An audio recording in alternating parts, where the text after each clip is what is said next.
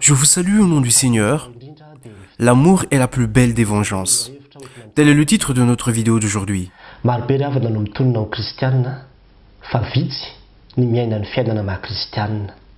Nombreux sont, chers amis en Christ, ceux qui se disent chrétiens, mais peu vivent comme tels. La plupart des gens mènent leur vie comme ils l'imaginent, comme bon leur semble et selon leurs désirs. Ils marchent selon la chair. Mais nous, chrétiens, menons vraiment notre vie selon la volonté de Dieu, selon la direction du Saint-Esprit. Même si la parole de Dieu est contraire à nos pensées, nos désirs et nos envies, nous le faisons car nous croyons que cela est la seule voie pour avoir la vie.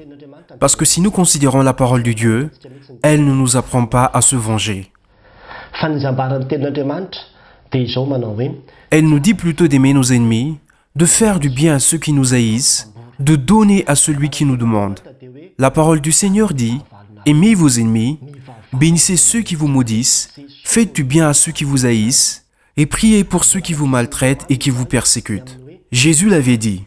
Ceci est aussi affirmé dans Romains, « Ne vous vengez point vous-même, bien-aimés, mais laissez agir la colère, car il est écrit, « À moi la vengeance, à moi la rétribution, dit le Seigneur. »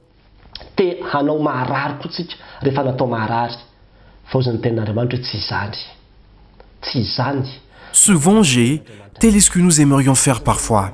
Nous voulons rendre le mal pour le mal, mais la parole de Dieu ne nous dit pas d'agir ainsi. Elle nous dit dans Romains 12, 20, « Mais si ton ennemi a faim, donne-lui à manger.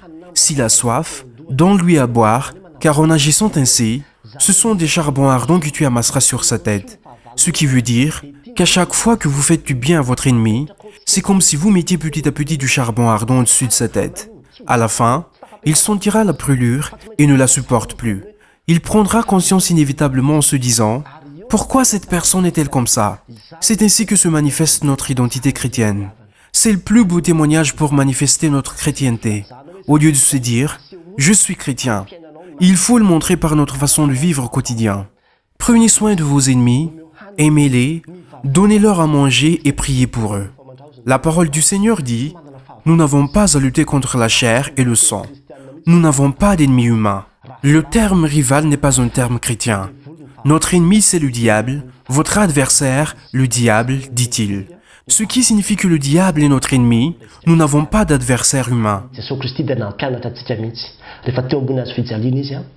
Jésus-Christ nous a encore enseigné quand il était sur la croix, en priant, « Père, pardonne-leur, car ils ne savent pas ce qu'ils font. » Il a imploré le pardon pour ses ennemis qui l'ont tué et crucifié sur cette croix.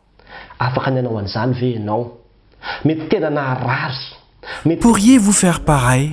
Cela pourrait être des choses très graves, pouvant attenter la vie, peut-être de la diffamation, ou encore des choses mauvaises faites par vos ennemis.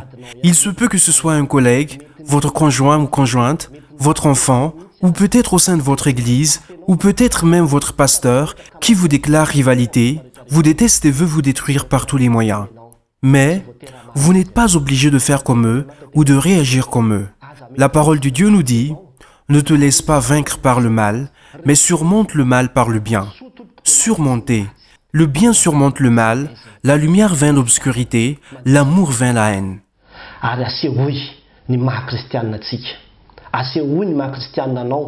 Montrez que vous êtes des vrais chrétiens, montrez-le, car si vous vous vengez comme les païens, vous ne mettez pas en exergue votre chrétienté. Parfois, lorsque nos ennemis ont faim, nous nous mettons à nous dire « Bien fait pour eux, le pire reste à venir. Je leur souhaite encore pire pour qu'ils sachent à qui ils ont affaire. » Mais la parole de Dieu nous enseigne plutôt que si vos ennemis tombent à terre, relevez-les, aidez-les, montrez-leur la grandeur de votre amour, vous constaterez que cette personne ne vous oubliera jamais. Vous vous rendrez compte que c'était la bonne solution et que c'était la meilleure chose à faire. Il est inutile de faire du mal, inutile de s'appeler vengeance. Nous, chrétiens, n'avons pas besoin de cela. Nous perdons notre identité en Christ si nous agissons comme tels. Prenez soin de vos ennemis, faites-leur du bien.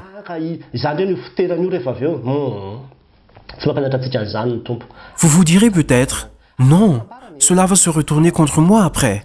Eh bien, non. Le Seigneur ne nous a pas appris à fuir devant l'ennemi.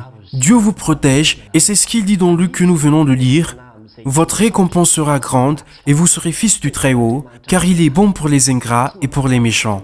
C'est le caractère même de Dieu. Dieu ne se venge pas pour nous pour le mal que nous lui faisons. Dieu est miséricordieux pour les méchants. C'est le caractère de notre Père et nous devons nous inspirer de lui pour lui ressembler. Alors, à partir de maintenant, l'amour est la plus belle des vengeances. Ne l'oubliez pas. À Dieu soit la gloire. Amen.